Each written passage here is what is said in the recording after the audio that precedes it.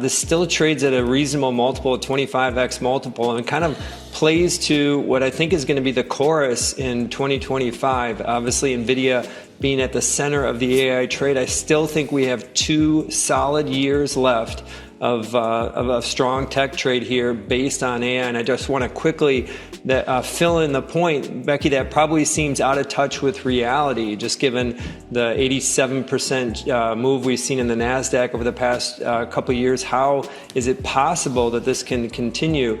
And I come back to, for most people, the concept of AI is a buzzword. And I put in the context that if you look at ChatGPT, the daily users, it's only about 150 million. That compares to about 2.5 billion Google users.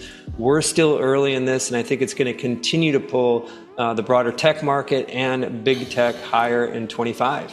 Dan Ives emphasizes that AI will drive significant tech growth in 2025, with Nvidia leading as the godfather of AI.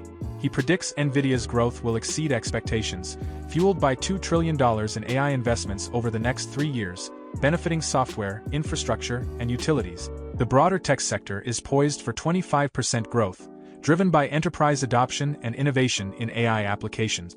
Major tech players like Microsoft, Amazon, and Google are expected to capitalize on AI-driven cloud workloads, while companies like Palantir and Salesforce expand use cases.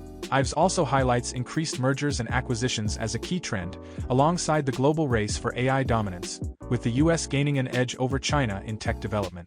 Despite geopolitical challenges and supply chain concerns, Ives remains confident in Nvidia and Apple as frontrunners, predicting they will enter the exclusive $4 trillion market cap club. AI's transformative impact will continue to shape industries and sustain tech's upward trajectory. Up incredible amounts for this year, biggest market cap out there. What is the anticipation for this coming year, for 2025? You think that this money is still going to be good? Is there still going to be the huge amount of demand? Can they continue to just rake in the cash that they've been able to do to this point? I mean, specific to Nvidia, yes, I think this is going to continue. I think that the growth rates are going to remain higher for longer. Specifically, the focus is on calendar 26, what that growth is going to be. The Street's expecting low 20% growth. I think it's going to exceed 30% growth. And so Elon Musk has been at the forefront of this debate, this argument over the holiday period. Let's talk about Tesla. Tesla an outlier in a pretty dreadful auto market, particularly for the European players. I think it was Stan Druckenmiller that once said, you'd be surprised by how few people understand what makes a stock go up or down. Sure. What makes Tesla go up or down? Because it sure as hell doesn't seem to be car sales. It seems to be something much bigger than that. And we're going to have deliveries probably in the next few hours, right, in terms of Q4. Look, I think this is an autonomous AI story for the next few years. And it goes back to the bet for the ages that Musk made on Trump continue. I think is going to really play out as the autonomous future. That's what you're betting on in Tesla. You don't see that in numbers today, but I think ultimately, I think that's worth $1 trillion alone in terms of the AI autonomous story. But next few hours, this week, we'll be talking about deliveries. And it comes down to China deliveries, which were really a disaster at points in the last, call it 12 to 18 months, have now started to rebound for Tesla, and that's going to be very important. What gives you the confidence that that will continue? Because there are some similar questions happening in the luxury space with companies like LVMH. Is China actually bottoming out for the consumer side of things? What gives you that confidence for 25? It's what we see in terms of demand, in terms of what we see in terms of the overall China market for EVs. I think Tesla, I think a lot of those price cuts in the rearview mirror, we're going to have white knuckle moments, but ultimately I think China is something that could be up 20% when it comes to delivery for Tesla. And that's why I think right now it's one where I think where the bears have sort of misunderstood Tesla, it's 10 to 15% of delivery story now. It's 85-90% AI autonomous in terms of the future for Musk and Tesla. Sort of when you put together some of the things that you're talking about, you think for the first time in 30 years, the U.S. is actually ahead of China when it comes to development. At the same time, Tesla's dominance and success has hinged on its success in China. So how do you see the evolution in 2025 of the increasing divide, the increasing isolation between China's sort of tech stack and the United States' tech stack, and how those sort of both compete but also evolve in parallel? Yeah, and it's a game of high-stakes poker, because the reality is that the reason Jensen's godfather of AI and what we've seen with Nvidia, where the chips coming from China, coming from Asia. So that's why we're going to see this all play out with the China tariff discussions. I believe Musk is going to be heavily involved there. Cook, 10% politician, 90% CEO. Apple also plays a key role here.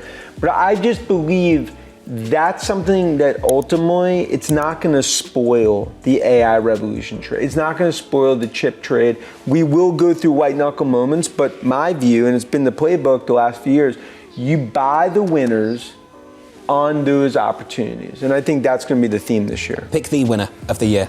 Your number one stock pick for 25, what is it? I think, to me, number one stock pick, I think continues to be Nvidia here. And the reason it is that there's only one game in town when it comes to AI. It's the godfather of AI, Jensen Nvidia. Stocks obviously sold off. I think we sit here, them along with Apple will be the first ones in that exclusive $4 trillion market cap club. We can talk about some of these big gains through 24. Palantir up 340%, Nvidia up 171, Tesla up 62. Here's another one, Vistra, up by 258%. That was the biggest winner on the S&P 500 last year. That's a utility company. Yep. What does that tell you about the state of play in AI? It's about second, third derivatives of AI. I mean, I think the big thing is it's $2 trillion of AI CapEx next 3 years. And I think, look, that's numbers that are really, I believe, going to be in stone. And there's a multiplier. For every dollar spent on an NVIDIA chip, there's an $8 to $10 multiplier across software and across the rest of tech and infrastructure.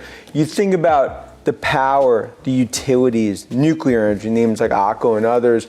I mean, it just speaks to we're going into a new age. It's not just about big tech.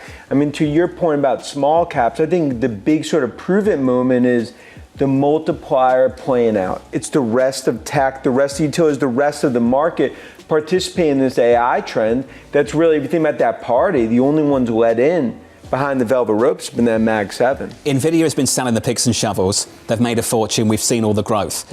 Does Microsoft and Google and the like that have been spending all that money need to show some gold this year in a big way? Yeah, and I think that'll start this quarter. I think you're going to see an inflection point in the hyperscalers for Microsoft, for Amazon, for Google, in terms of what we see with more and more of those cloud workloads now showing up. And I think it's all about use cases. That's why you look at the Messi of AI, Palantir, you know, in terms of what they've done, that's just the first piece. Salesforce has been another.